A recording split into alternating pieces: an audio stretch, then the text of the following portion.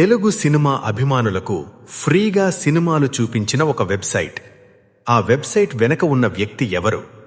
ఆయన ఎలా ఇంత పెద్ద నెట్వర్క్ నిర్మించాడు? చివరికి అతనికి ఏం జరిగింది? ఇవాళ మనం మాట్లాడేది ఐ బొమ్మ వెనక ఉన్న రవి గురించే. 1.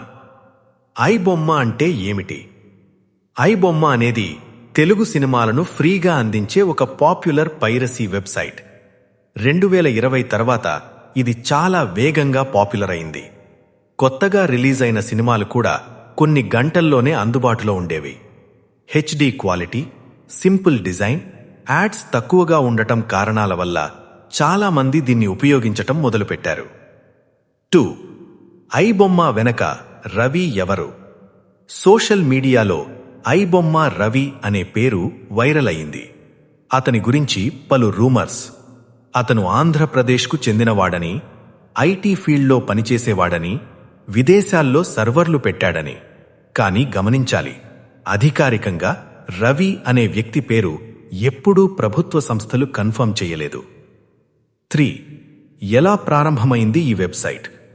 తెలుగు సినిమాల కోసం ప్రత్యేకంగా ఒక సైట్ ఉండాలి అనే ఆలోచనతో ప్రారంభమైందని చెబుతారు. మల్టీ డొమైన్ సిస్టమ్, తరచూ డొమైన్ మార్చటం, సర్వర్లు విదేశాల్లో హోస్ట్ చేయటం, ఇవి పోలీసులకు ట్రేస్ చేయటం కష్టమయ్యేలా చేశాయి. 4. సినిమా ఇండస్ట్రీకి నష్టం. తెలుగు ఫిల్మ్ ఇండస్ట్రీ, టాలీవుడ్ ఇప్పటికే ఓటీటీ వల్ల మార్పు చూస్తున్న సమయంలో పైరసీ వల్ల భారీ నష్టాలు చవిచూసింది. ఉదాహరణకి అలా వైకుంఠపురములు, పుష్ప ద రైజ్, RRR ఇలాంటి సినిమాలు రిలీజ్ అయిన కొన్ని గంటల్లోనే ఐ బొమ్మలో దర్శనమిచ్చాయి. ప్రొడ్యూసర్లు కోట్లు ఖర్చు పెట్టి తీసిన సినిమాలు, అవి ఫ్రీగా లీక్ అవ్వడం వల్ల భారీ కలెక్షన్స్ తగ్గిపోయాయని ఇండస్ట్రీ వర్గాలు చెబుతున్నాయి. 5. పోలీసుల దృష్టిలోకి ఎలా వచ్చింది? సినిమా అసోసియేషన్స్, సైబర్ క్రైమ్ డిపార్ట్మెంట్లు ఫిర్యాదులిచ్చాయి. ఇండియాలో పైరసీకి సంబంధించిన చట్టాలు cinematograph act, copyright act 1957, IT act 2000. ఈ చట్టాల ప్రకారం 3 సంవత్సరాల వరకు జైలు శిక్ష, లక్షల రూపాయల ఫైన్. పోలీసులు పలుసార్లు డొమైన్లను బ్లాక్ చేశారు, కానీ సైట్ మళ్లీ కొత్త పేరుతో వస్తూనే ఉంది. 6. రవికి ఏం జరిగింది? ఇక్కడే కథలో ట్విస్ట్ ఉంది.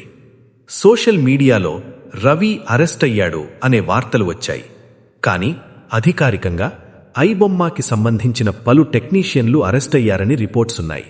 కానీ రవి అనే పేరుతో స్పష్టమైన పబ్లిక్ రికార్డ్ లేదు. ఇది ఒక వ్యక్తి కాకుండా ఒక టీం అయి ఉండొచ్చు అని కూడా అనుమానాలున్నాయి. 7. అతనికి శిక్ష పడిందా? పబ్లిక్గా తెలిసిన సమాచారం ప్రకారం కొన్ని పైరసీ వెబ్సైట్ల యాజమాన్యానికి చెందినవారు అరెస్ట్ అయ్యారు. సర్వర్లు సీజ్ చేయబడ్డాయి, డొమైన్లు బ్లాక్ చేయబడ్డాయి. కానీ రవి అనే వ్యక్తికి ప్రత్యేకంగా కోర్టు శిక్ష పడిందని స్పష్టమైన అధికారిక రికార్డ్ బయటకు రాలేదు. 8. అసలు మిస్టరీ ఏంటి? రవి నిజంగా ఉన్నాడా, లేక అది ఒక కోడ్ నేమ్ మాత్రమేనా? ఒకరా లేక టీమా? ఐ బొమ్మ ఇంకా కొన్ని పేర్లతో ఆన్లైన్లో కనిపించటం వల్ల ఇది పూర్తిగా ఆగలేదనే విషయం స్పష్టమే. 9. ఈ కథ మనకు చెప్పేదేమిటి? పైరసీ వల్ల నిర్మాతలకు నష్టం, థియేటర్లకు నష్టం, సినిమా వర్కర్లకు నష్టం.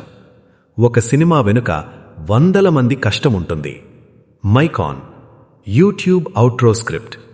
ఐ బొమ్మ రవి గురించి మీ అభిప్రాయం ఏంటి? అతను ఒక తెలివైన హ్యాకరా, లేక సినిమా ఇండస్ట్రీకి నష్టం చేసిన వ్యక్తా? కామెంట్స్లో చెప్పండి. ఇలాంటి నిజ కథలు కావాలంటే మా ఛానల్ను సబ్స్క్రైబ్ చేయండి. మీకు కావాలంటే నేను